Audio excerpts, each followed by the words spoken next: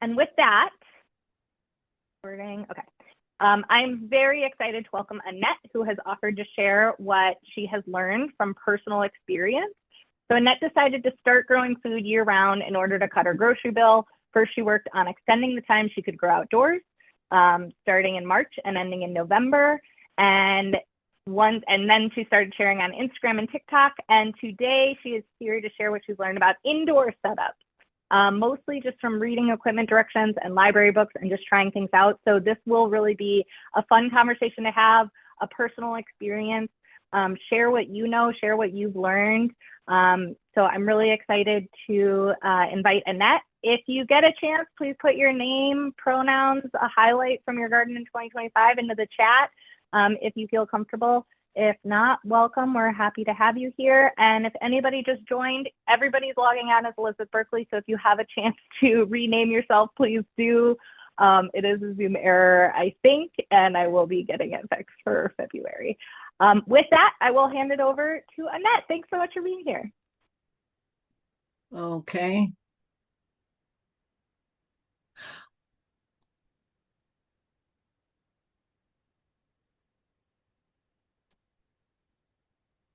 Okay, I think I'm sharing.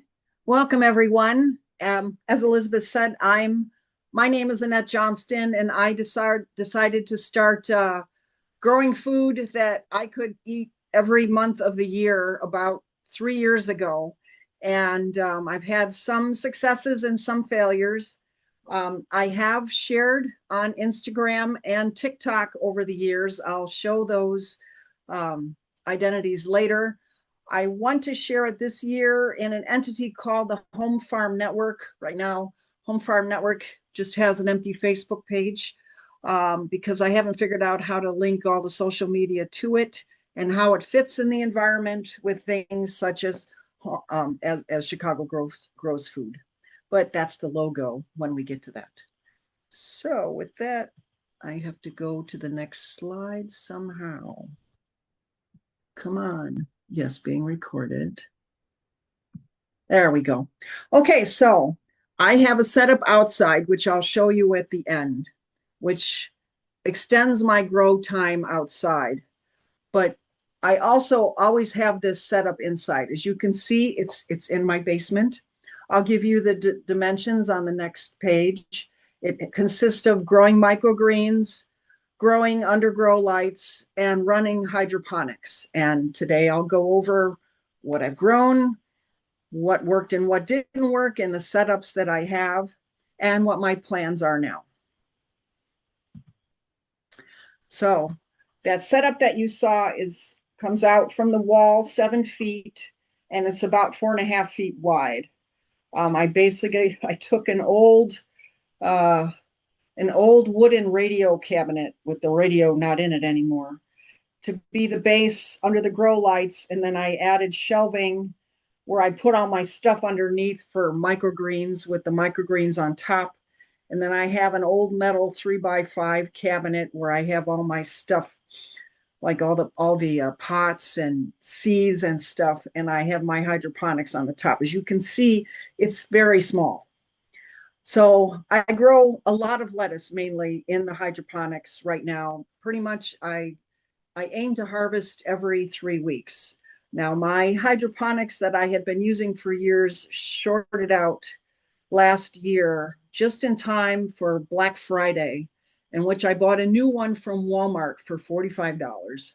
And I'm still learning how to adjust it to get back to where I harvest every 3 weeks. I'm getting there. I eat microgreens every day out of this setup.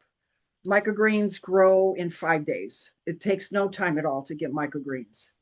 And then under the grow light, I have tried to grow, well, I have successfully grown cabbage, celery, leeks, and green onions.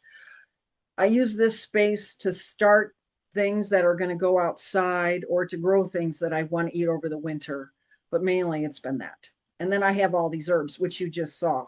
And I just go downstairs and cut myself dill, parsley, basil, thyme, rosemary, and oregano, because that's what's there.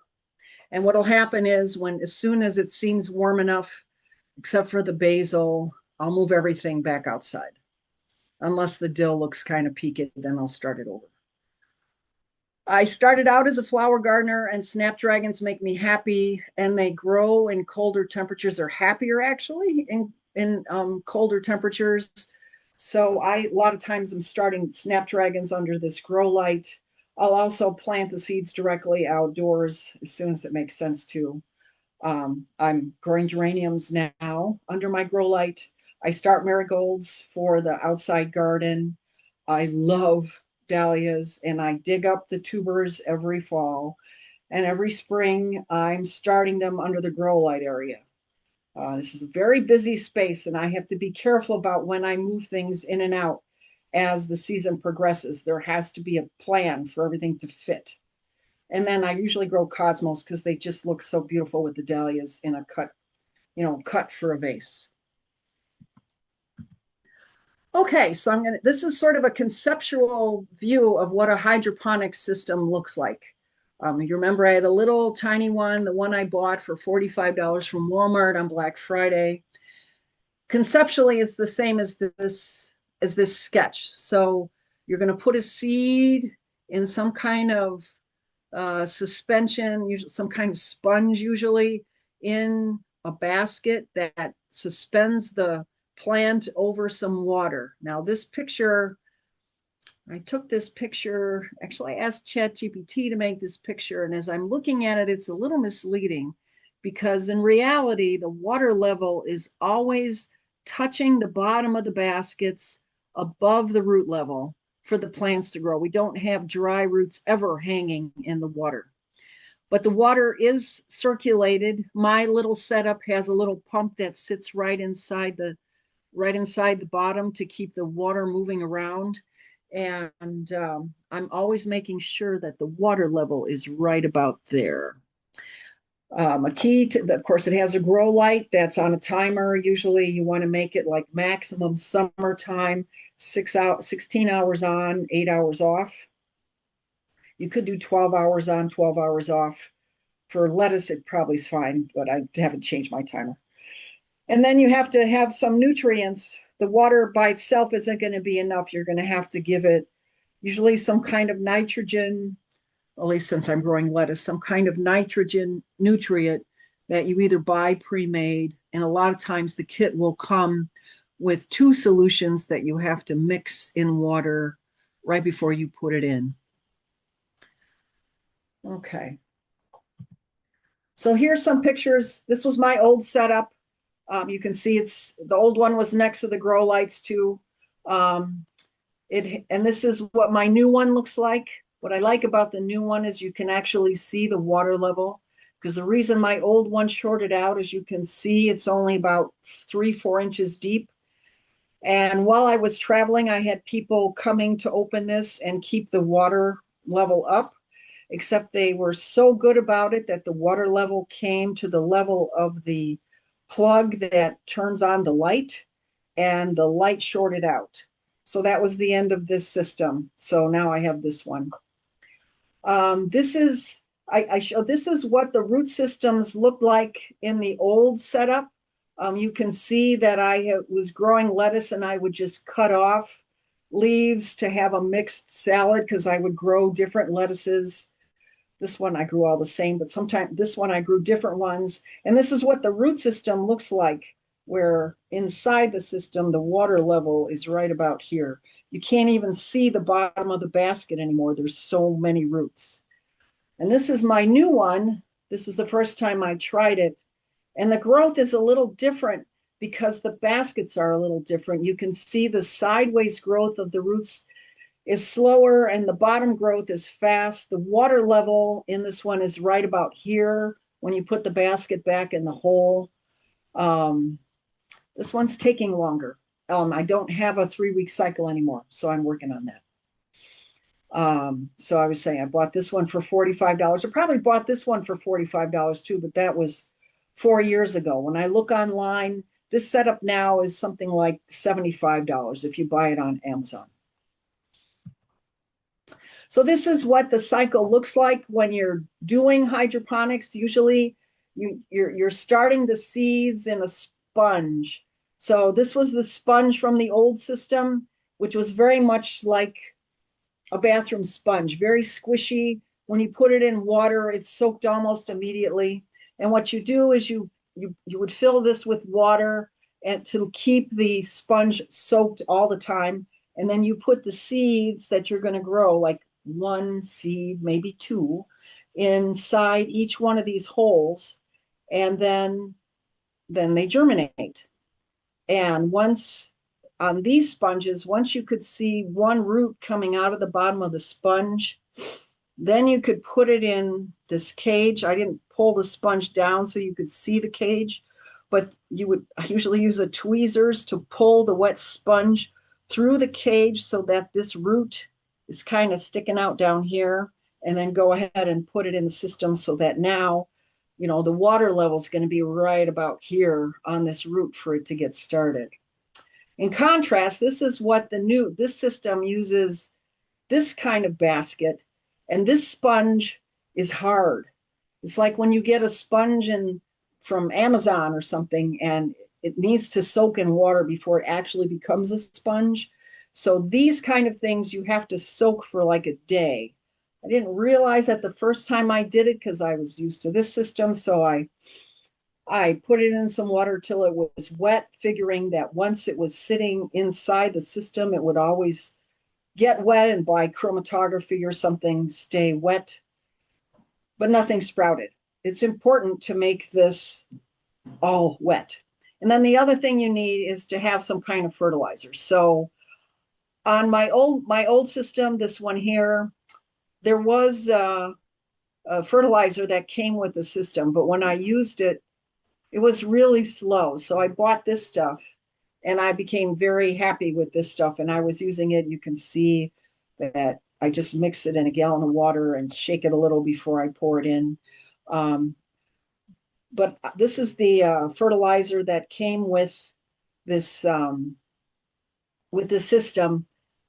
Because I'm having trouble with the cycle, I don't think it's just because of the sponge. I may try this now. And then, of course, once it's mature, I already showed you a picture of what the roots look like. This is another case when I was growing a different kind of lettuce. This one I learned, while the lettuce is really happy, it becomes encumbered by how smashed together the heads are, because they're spaced by the space you can have on the hydroponics. So based on the size of the head I'm going to get now, I spread them out more and I don't use every space, even on the system I have now. Okay, so I'm going on to microgreens. This is what my microgreens look like. I took this picture in my basement the other day. I decided to start microgreens last December. I bought a kit from Johnny's Seeds for $100, and it has a base where you put the water in, and then 5x5 compartments to grow the microgreens. It gives you some soil and 3 different seed packets. I have found that I'm not a fan of the radish microgreens, but I really do like broccoli and sweet pea microgreens. There's a vent that goes over, or there's a lid that goes over that's vented. And they give you a sprayer and a grow light.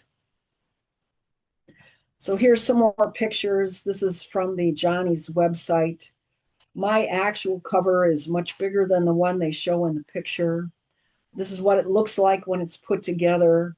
There's a water base, and then these little trays are above the water base.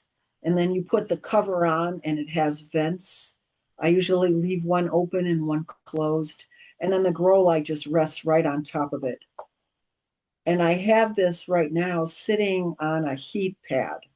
And the heat pad is set as if it was June, like 70 degrees. So, and I'm still learning about that. But I do get microgreens every 5 days. The first time I did it, I filled all the bays, and then I got more microgreens than I possibly could grow. So as you can see in my basement setup, I now rotate them. So I have some that are about ready to harvest. I just started putting in 2 more. I'll probably put in 2 more today. The purpose of the spray is to spray the tops of the seeds because the directions tell you that you should have the light off when you're starting and just spray the tops of the seeds. And then once they sprout, which takes like a day, then you put water in this tray, and then there's little slits, water in the main base. And there's like little slits in the tray where the water comes up underneath. But since I'm rotating, I always have the light on, and I always put a little water in. I'll spray them the first day that I put them in the media, and then after that, they stay saturated.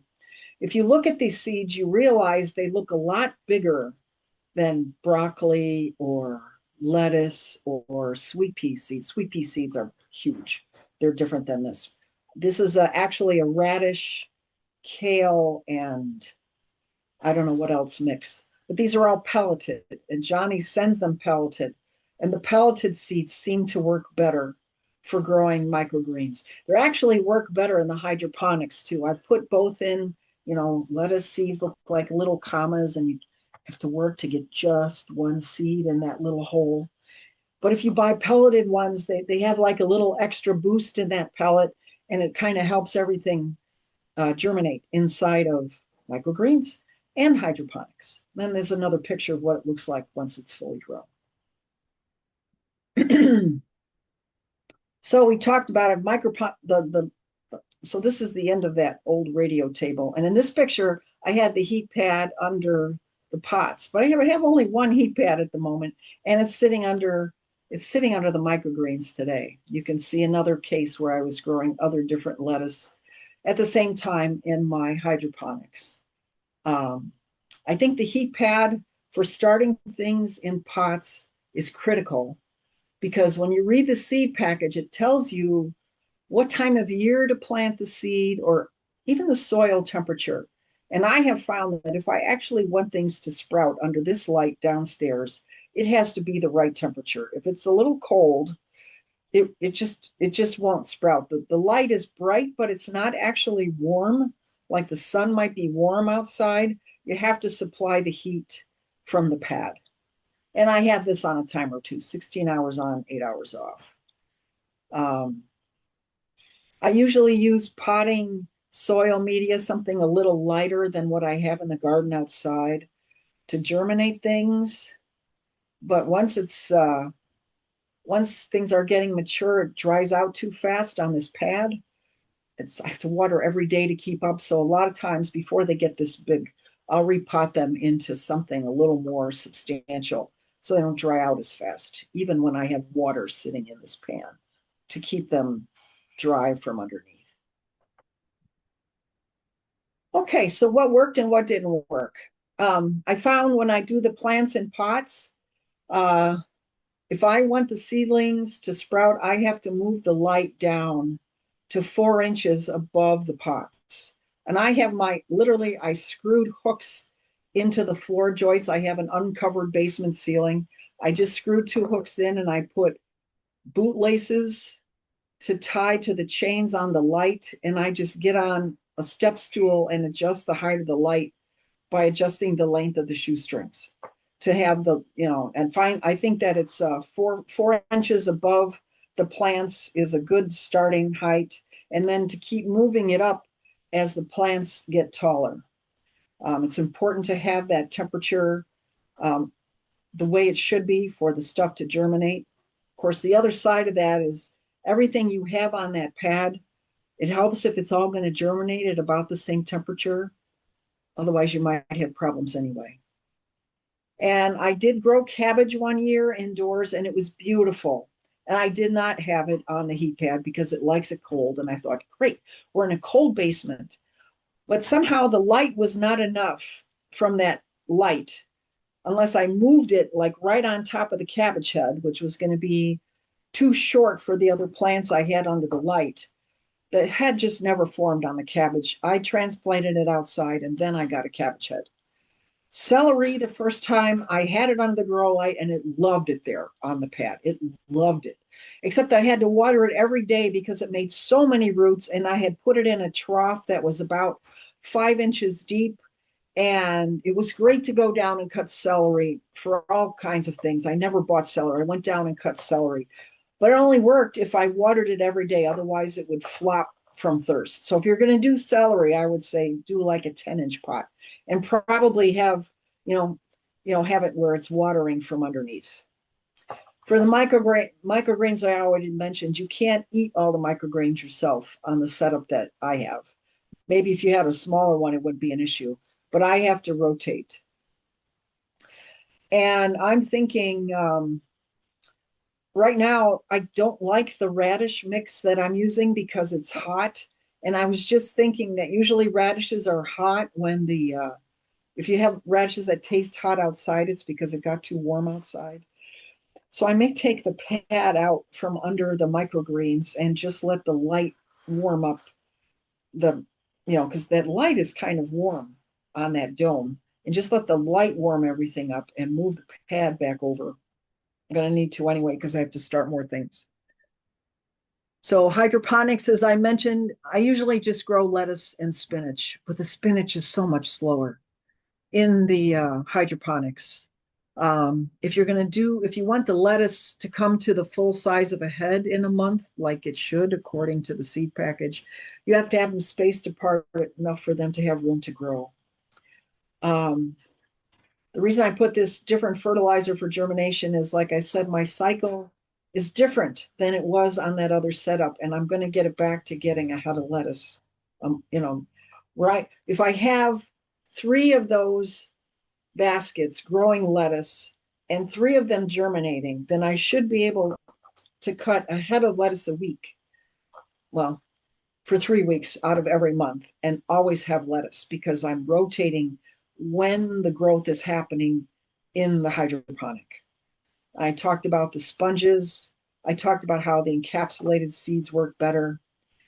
And the same growth cycle for all the plants helps. For a while, I was trying to grow cilantro and parsley and lettuce in the hydroponics. And there were just so many roots from the herbs, which I never wanted to take out, that the lettuce wasn't happy. So now I just grow lettuce in the hydroponic and I grow the herbs in pots. So I show here a picture of my outdoor garden. I have a small backyard. Right here, I have a picture of 2 cloches, but at this moment, I just have this one. I have about 30 feet of space with this nice white vinyl fence that reflects back. You can see I tried to get things to reflect more on this cloche, but things weren't growing, I think because the garage shade would crawl over there, but not on this one. So right now I just have this one. I'm telling you all this because it helps me do my plan downstairs. Right now, this cloche, I planted in this cloche beets and leeks, kale, and carrots in September. And they had all gotten to about 4 inches tall when I zipped it shut in late October. And then in December, I opened the cloche again. After I zip it shut, I don't water it at all because they're starting to fall asleep. And then I opened it to put in a very thick layer of row cover. I don't just lay it in one layer. I sort of put it like a messy blanket all over the top of the plants, and I wrap the bottom to keep the bottom from getting a wind chill, and then just zip it shut. Yesterday, it was 50 degrees. Yesterday, I opened this and I did harvest enough kale for one meal, except that slugs had started to eat it alive. So I put in a slug trap and I zipped it back down. But so far, we've had 1 0-degree time in December. So I think this putting the row cover on it works. So with that, in January, every month until May now, I'm going to keep growing lettuce in the hydroponics, microgreens in the microgreens. But under that grow light, I'm going to start peas, snapdragons, and onions. Oh, I have garlic in here too.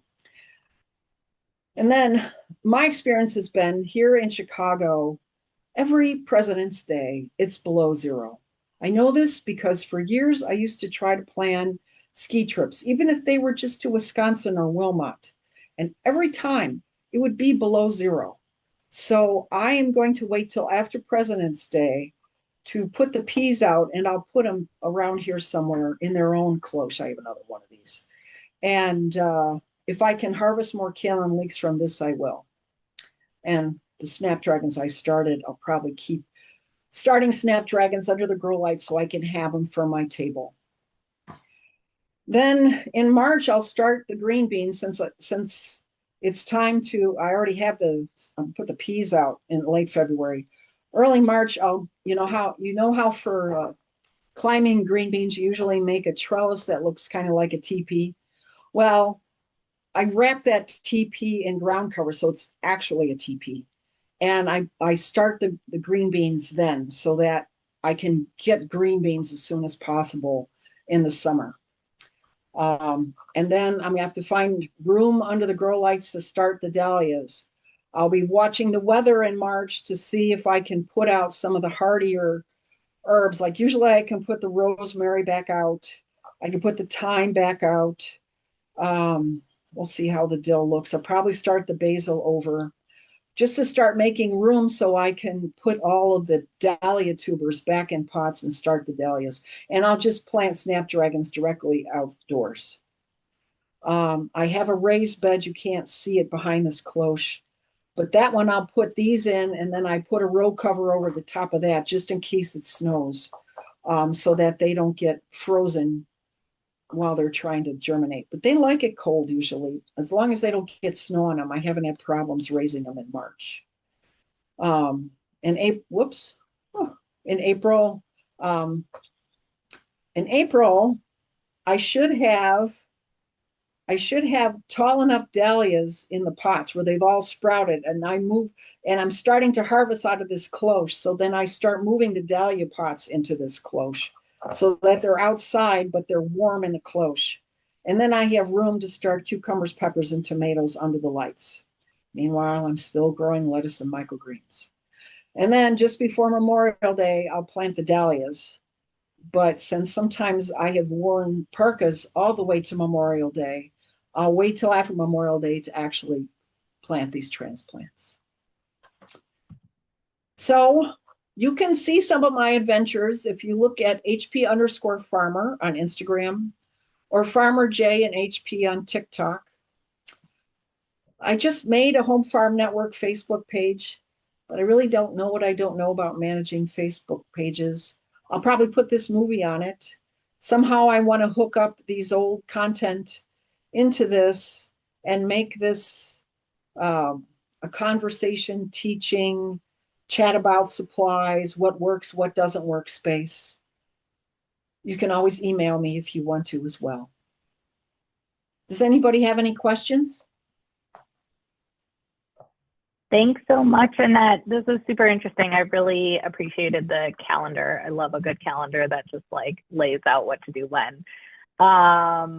Yeah, the first question that came in is someone said they had grow lights, but they don't have any of the other equipment. Do you have advice for like starting from there with just some grow lights and maybe pots that they have, or do you think they need to start with the tray and the heat? Well, I think if you have the grow light, I would for sure look into getting the seed mat because the temperature for the germination is important. You can probably use the pots you have and the potting soil you have, but have a system where water can come in from the bottom in case you case you can't get down every day to water it. If you find that, because you'll find that the pad does a great job keeping things at the temperature for germination, but it's always also very good at evaporating the water out of the pot. So so what I did is I found, let me see if I can show you in a picture. I found, this was like, you know, how people put stuff out, maybe in your neighborhood, my neighborhood, once a year you can put stuff out in your yard that you want the garbage to pick up, like big garbage, like people put their furniture out and stuff.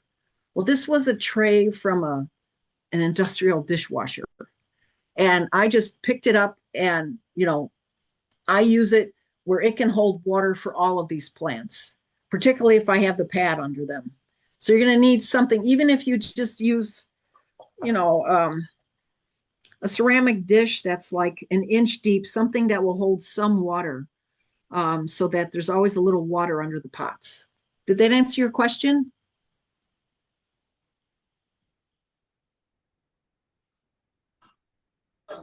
Yes, thank you. I just have a room full of children. Oh, that's fine. Are there other questions? The other questions that came through are just about, finding support if people can't necessarily pay for all of these things. Do you have other advice on maybe places to start or organizations to partner with that could help reduce some of that barrier? That's a good thing to think about. Like I say, I'm trying to figure out what the Home Farm Network's going to do. Maybe it needs to find funding so people can do this. But I don't know today an answer to that question. It's a good point. Well, that's why I put the prices in. I did. Go ahead. No, go. Yeah, prices are good. It is helpful to gauge. And I did, if people aren't in the chat, I did put some resources that Chicago Grows Food uses. So I know Mather, if you're over 55, is partnering with Chicago Public Libraries to distribute grow lights and grow light kits. And then if you're a school or a community garden, there's a couple of organizations that have programs to support those. So keep an eye on those. I'll also include them in the follow-up email as a resource. But Carol asked in the chat, Annette, before you shifted to grow lights and hydroponics, do you have any recommendations for using just a heat pad and natural light via the windows? They're thinking mainly for herbs. I don't think a natural light is intense enough. I mean, if your regular light is really bright like that, it might work. Otherwise, when you look, it may not be bright enough, because when this is turned off, the little LED lights are within a centimeter of each other, and there's just it's like 3 wide and the whole length of the light deep. So I think the intensity is just higher, and it's warmer. You can feel that, I pick this up every day to take the lid off to put the water in, and it's a little warm. I don't know. It's worth trying. It might work. It just has to be a pretty intense light, as if it was outside in a big sunbeam, a sunbeam like you would have in your window. Maybe the answer is to just have it by the window. Don't know. One thing that we talk about with Chicago Grows Food in our grow kits, because the soil comes in a plastic bag, you can actually use the plastic bag as like a mini greenhouse like this. So Annette, do you think that if you have some sort of tool that can help like hold in the heat, that like natural light or regular light might be intense enough? Or do you think you actually need that like closer intense heat?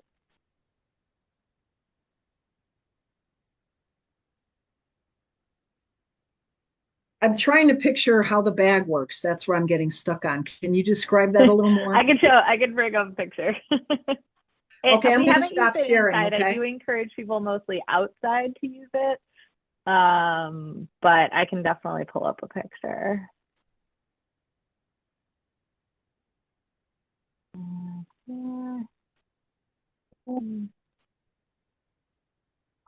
So this is a picture of our grow kit, and it comes with a plastic bag. And so this is March 2024, and I started some arugula. Beautiful. And I had arugula by the end of April, which was awesome. So if you have a grow kit and any sort of plastic bag, you can do this. But I'm curious if I brought this inside and used it under just like a regular light or natural light, if it would have a similar effect. I think you need that intense sunbeam or the intense light for it to actually work. Only reason I say that is I thought, there was some light next to my garage, and I was growing arugula in that cloche, and it wouldn't grow because I don't think it had enough light. They grew in the cloche that was away from the garage for me. Okay, thanks.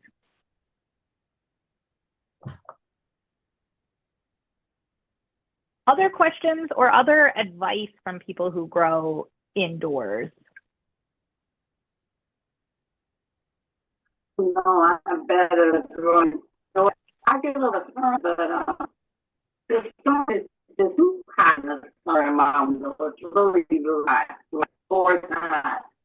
Something that I was going in was hard, but it seems like when I grow and grow, you control more. The light. Silver, you're I a little bit. catch all that. Can you say it again? It was a little garbled. I'm sorry. I'm trying to move back. When I grow it inside, um, control over the light with the grow light. Other than when they grew up, my window is very, very hot for summer. And I tried to grow something, I think it was too delicate, it burned. But with the grow light, I have more control. So you burn the hosta with the grow light? Is that what you said?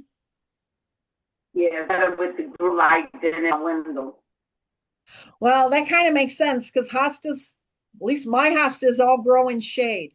So they probably would like the regular light because the intense light is good for vegetables and it's good for flowers, but I don't think it's good for hosta. All of my hosta are growing on the north side of my house. They get maybe 3 hours of direct sunlight, maybe every day. And they love it there because it's not too sunny for them, I think. Right, right. And some just don't need all that sun on light. Some is more delicate. Yeah, I think it has to be the amount of sun. I mean, a lot of times the package will tell you whether it needs full or partial sun. Partial, maybe you could use a regular light, but if it says on the package that it needs full sun, then I think you need to use the grow light myself. Right. That's what I You think. want to control it depends on what it is. If you need direct light or not direct light. If you have a plant and you have direct light, you don't need it. It kind of run it. Well, if they're getting leggy, they actually don't have enough light. They're trying to stretch to the light. That would be a case where I would lower the grow light so they don't get so leggy because they're trying to reach up to the light. They don't feel like they have enough. At least that's how my plants get. And so then, like, I have this shoestring method where I just lower it down to 4 inches above the top of the plant if it's starting to get leggy. I think that's what you were talking about, getting leggy, like where they get where there's a lot of space between the leaves. With my light, if I grow it outside. I didn't catch that. It was garbled. Sorry. I'm Did you more hear what she careful said? when I grow light. It's just like a type of thing. Yeah. Maybe someone can, I don't know, maybe Happy Leaf donates them. I don't know. I get my lights from Happy Leaf, which is a company in Ogden, Illinois. It's out on the Rock River, Oregon, Illinois. Maybe they have a system where they donate some. I don't know. It would maybe be worth looking at the Happy Leaf. I think it's Happy Leaf, one word.com. That's where I ordered my grow lights from. It'd be worth a try anyway, I think. Otherwise, the kind of light I would use would be like a desk lamp with pretty bright LEDs. And if it has like this kind that has a neck on it, and just try a desk lamp. See if you can do that.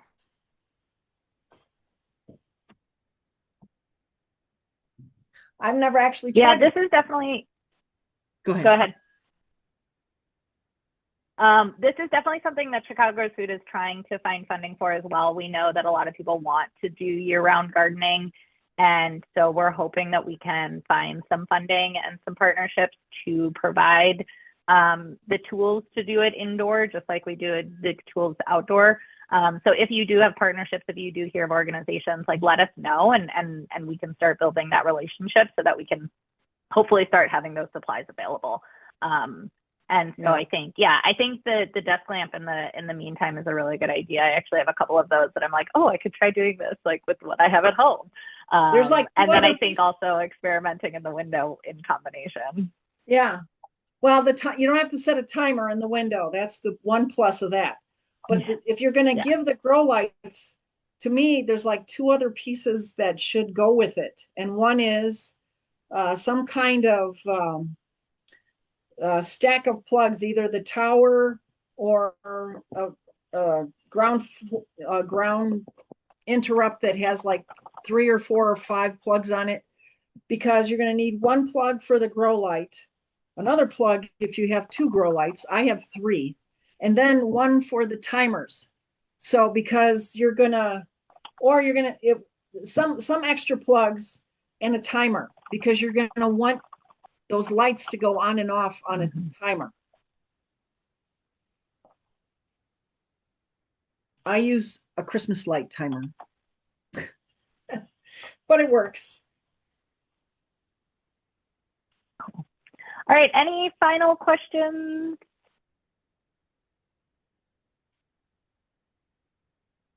Okay, I will follow up with the resources that I shared in the chat, with some of the resources we discussed, with notes from the session. We will be continuing the conversation on the Community Food Navigator app. I'm going to try and use it a lot more this year to really engage and connect people together and share resources there.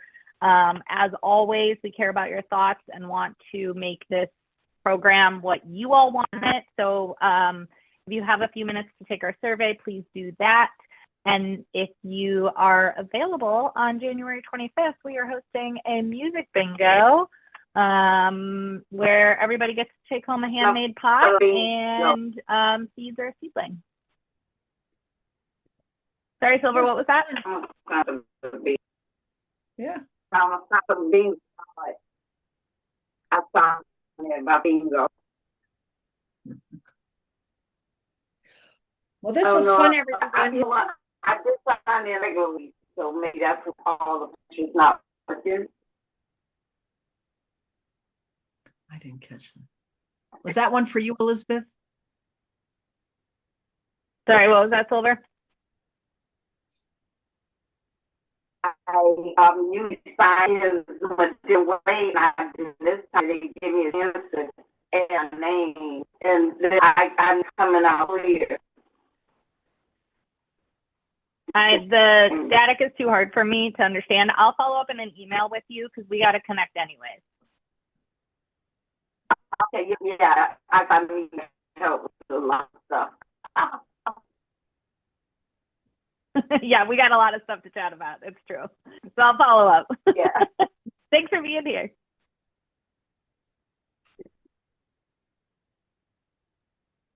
Well, I appreciate everyone's time. This was fun for me. I hope I meet you again through Chicago Grows Food or on my sites. Comment as often as you like, or ask me questions and I'll answer them.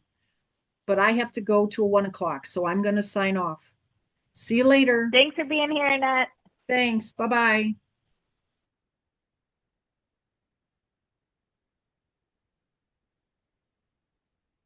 All right, I'll hang out for a few more minutes.